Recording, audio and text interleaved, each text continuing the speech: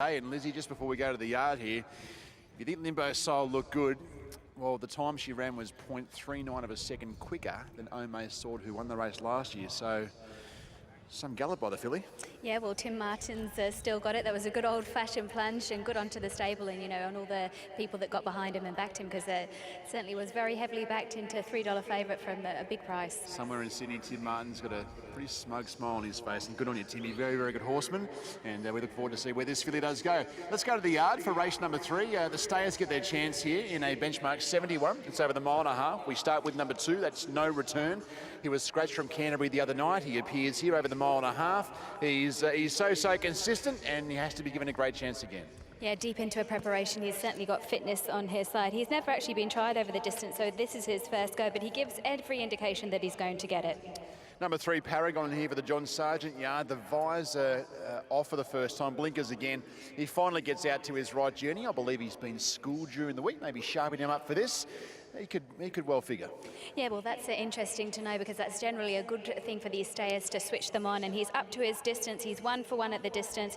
He certainly looks like he's definitely taken that fitness, that nice natural progression through his starts, this preparation, so he's definitely one to watch. Number 4, Storm System, is getting better with every run. I think he bumped into a pretty promising one last start in Sizzling Bullet. The blinkers off for the first time, the visor first time. If there's a negative, we're on a good 3, and some of his better runs are on the softer surfaces. Yeah, well, he has won on a good track, though, so I suppose that he has at least had that mark on the board. Look, I actually think he's really primed for today. His fitness looks excellent in the yard. He's really has taken nice natural improvement from that 2,000-metre run. As you said, the visor on. He is getting a little bit warm as he just walks past me, so that's just something to take note of. There's Elatus, number 5, a Star Witness horse. Can find him a little hard to catch at times. He was well down the track there. Well, he ran 3rd in that race on the heavy night at Warwick Farm. Again, he won't be lacking for fitness here. No, that's right, and the heavy track probably didn't suit him so much that day. Look, he's another one who's deep into a preparation. He's got the 2,400 metres. He has been tried over the distance and run 3rd. Number 6 here is Pina Agena, the rank outsider here, but I thought he wasn't without hope. He was never a factor again in the heavy track, the race won by Plymouth Road at Warwick Farm the other day. He won at the Beaumont before that. He's back on a good track, and it's only career start number 8, so there's still a bit of upside for him. Yeah, there certainly is a bit of upside, and if he returns back to that form on the Beaumont track where he won over the 2,200 metres, he certainly will figure in this sort of finish. He's back on top of the ground today. Destination Tucson, she broke through for that win last start. It had been a while between the drinks for her. Brenton O'Dullah stays aboard for the Wallace stable, and she might just be able to go and do it again. The biggest thing that I like about this mare is that she's down in the weight. She carried the 59 kilos to win in a small field on the Beaumont track last start. She's down to the 54. She's got Gate 1 and Brenton O'Dullah aboard. And number 8 down from Scone is Mac Missile, a flying spur 4-year-old, 51 kilos after the claim. He's looking for 3 wins on the trot, and why not? No weight on the back. He'll jump, he'll roll forward, and he will give them something to chase, I'm sure. He certainly will, and doesn't he look fantastic? Look, it was 2 wins, Musselbrook and the Beaumont track, but he certainly deserves his shot in town. He's backing it on their 6-day backup. He looks very, very fit and very primed for this. Okay, pick of the yard. Lizzie, if you had to select one on looks, is there one of these stayers that grabs you? Look, I like the look of No Return. I like the way that he's paraded. He hasn't turned a hair, so No Return is my pick of the yard. Okay, thank you, Lizzie, as the stayers are about to go out for our 3rd race on the program. I think it's fair to say we've seen 2 good TRL races to open the program, and we're going to hopefully have a chat with Gerald Ryan, who has the 2 stayers here and also other runners on the day. We might get a Minari update as well. And Gerald, Storm System, Elatus, good tough campaigners for their owners. They are good, tough, honest horses who sometimes don't, honest I say with in inverted commas, but they go there and they're consistent and get a check. And I was just saying before, the mile and a half race, one's by Snitzel, the other by Star Witness. You would never have dreamt it when we brought it. So, but anyhow, it doesn't matter. Okay, one over the other here? It just depends, Lack of speed's a worry for both horses. Wouldn't like to see Storm System in front too far from home because he won't chase, where the other horse, I reckon, if he was able to whip around them if they were going slow and he got to the front, well, I reckon he'd keep rolling there. Okay. Race 6, Star Wars, back to the trials and made to find the line in that recent trial. Yeah, we tried him at a mile, which he's failed numerous occasions, so freshen him up and whacked a pair of blinkers on him in the trial, and he trialled really well. But I just said to Josh, make sure he runs past him in blinkers, and that's why we gave him a smack around the tail, and he got past him, and No, he's bright, he's well, he's back to his favourite journey, and they go along quick enough up front because you have to ride in quiet because he's had a few issues earlier in his career, so you've got to ride in quiet and you'd find the line really good. What about the two girls late in the day, Foxy Housewife and Motor in the last? Foxy Housewife's going really well, you know, 1400's her first go, but you know, she'll put herself up on the speed and back on firm ground again, and she's going really well and looks terrific. And the other mare, you know, she's been getting back in shorter races all the time, Motor. So just try and get, she's drawn a barrier today where she could map out all right, you know, 1400, less tempo, closer. You know, she runs 1400, she'll find the line good. Skyline for the boys on the weekend, Minari, gate 1. How's your 2-year-old? He's very well, he's good. He had a bit of a freshen up, an easy time after he ran second here and done well and has worked well on Friday and again Monday morning. So he's going into the race, not screwed right down, it'll improve off it, but really happy with the way he's going. Okay, between the races before, we saw Star of Monsoon and Chauffeur gallop for the team. Both looked like they went about their business well. Yeah, they both work really nice where they are, and Star of Monsoon will probably go to the races next week. You know, he's a stakes place a couple of time maiden horse, but probably the best raced maiden in Australia at the moment. But you know, he's a very well-bred colt who, you know, he's capable of winning a nice race one day. And the other horse is just going terrific. You know, he probably had 10 kilos more than Star Monsoon today, and he hit the line good, pulled up well, and you know, he won't need no trialling before he goes to the Todman. Yeah. Okay, well, great insight into them all, so good luck here. Okay, thanks, mate. Yeah, Gerald Ryan, a busy time for the Ryan stable here and on the weekend and upcoming stakes races. Lizzie, your numbers in race 3? 4, 7, 2 and 5. I'm with Storm System. He just got a little bit warm in the yard just as he was going out, but I'm going to forgive him for that. It is quite a warm day. From number 7, Destination Tucson, thought it paraded really nicely, and as I said, knocking on the door deep into a preparation. Number 2, No Return, another one who's deep into a prep and has been very consistent, all but not winning. And number 5, Elatus. 4, 7, 2 and 5. I'm with you, Lizzie. I'm a Storm System fan. I like the sizzling bullet form, just the firmness of the track, a little concern. I let some sting out for him, but I think that sizzling bullet form's good form. No Return, tough, honest. He'll be in the mix somewhere. Destination Tucson, a mare that's found a winning stride again, and I think Paragon out to the right distance can certainly be effective here. 4, 2, 7, 3. Munns, as I come to you for a tab update. I dare say you got the money in the first race. Is it 1-1 after the filly got the cash in the previous? Oh, 1-1 on a technicality, Richard, but punter's definitely well in front after that. I'll tell you what, it's no crime to back a winner. Good luck. They took, $26. They've got a trial, and it's just somebody's interpretation on the trial. We're talking about, of course, no Limbo Soul in the previous race. They're going up $26. It was still $10 this morning. First price, it's run $3.10, and it's 101 into 26 for the Golden Slipper now, running much faster time than they did in race 1 there with the Colts and Geldings. But congratulations to all concerned with Limbo Soul there. He still got it, that Timmy Martin. Let's have a look at the market here on race 3, where we've got No Return, a $2.80 favourite. It's very easy on track, but it went up ridiculously short at $2.30 on track. Yes, you could have had $3.20 about it earlier today, so it's a $2.90 chance. I'm saying it's holding its ground at the top of the market, although on track it's telling you it's $2.30 to $3, but the $2.30 was far too short. Storm System on the second line of betting. Now, this is genuinely easy. $2.60 out to $3.60 with tab. On track is $3.20 to $3.80, back into $3.30. So I'm saying the boys prefer No Return to Storm System. Destination Tucson's been fairly solid in the last couple of hours, around about the $5 quote. On track 5 into $4.60, back to $4.80.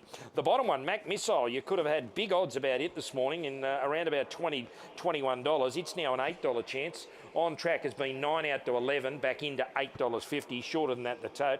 Elatus just a fraction easy to 10.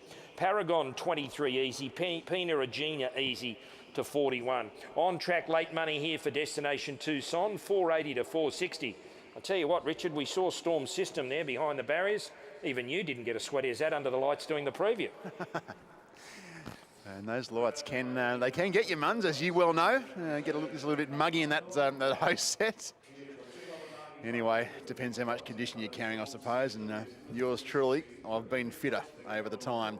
I'm assuming Mac Missile rolls to the front here.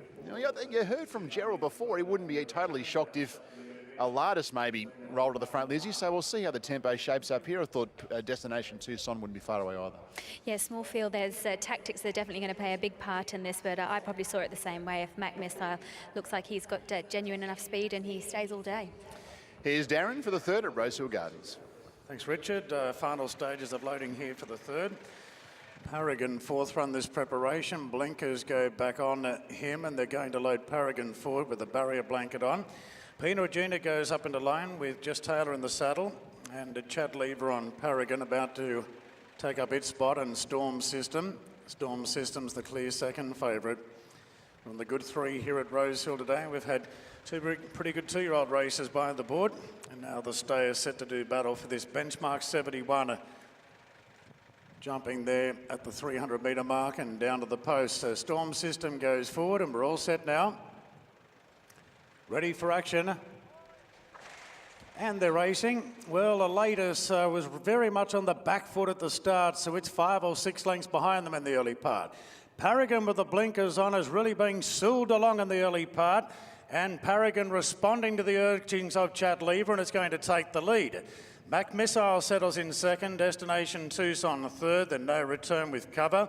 Pina Regina next from Storm System, and Elatus doing itself no favours in the early stages by missing the start and at 6 lengths last. So Paragon in a going mood today, and it shows the way by 2 lengths on Mac Missile, who's tugging along in second. Destination Tucson leaders back third.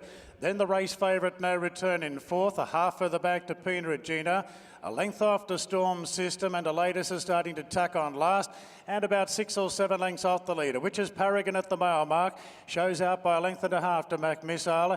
Then Destination Tucson is pretty much planted in third position for the trip. Has the favourite on its outside, No Return, followed by Pina Regina.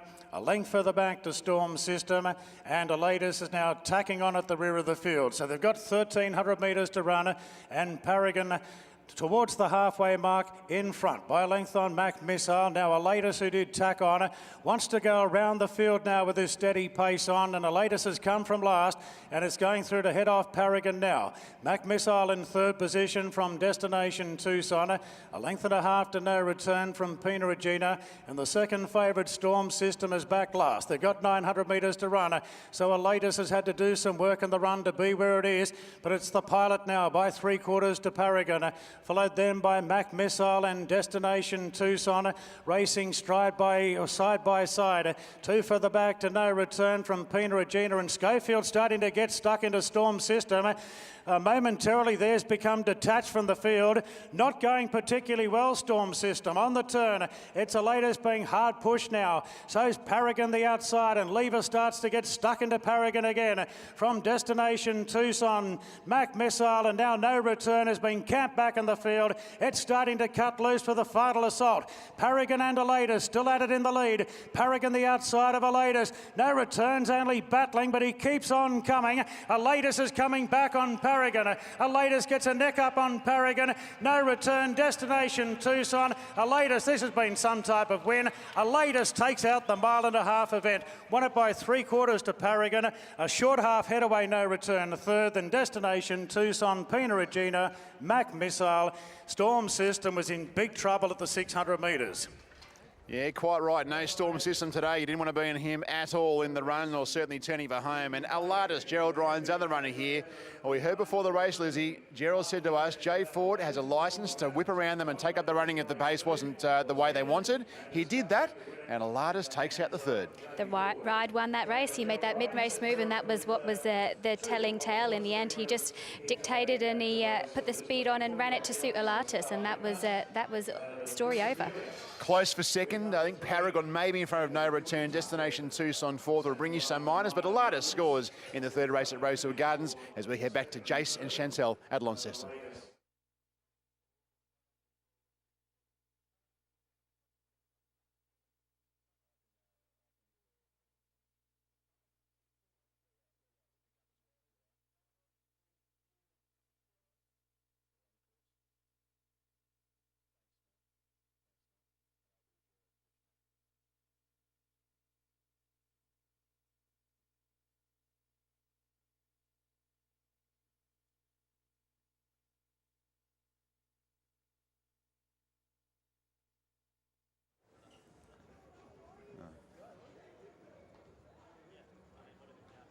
are we just doing this replay?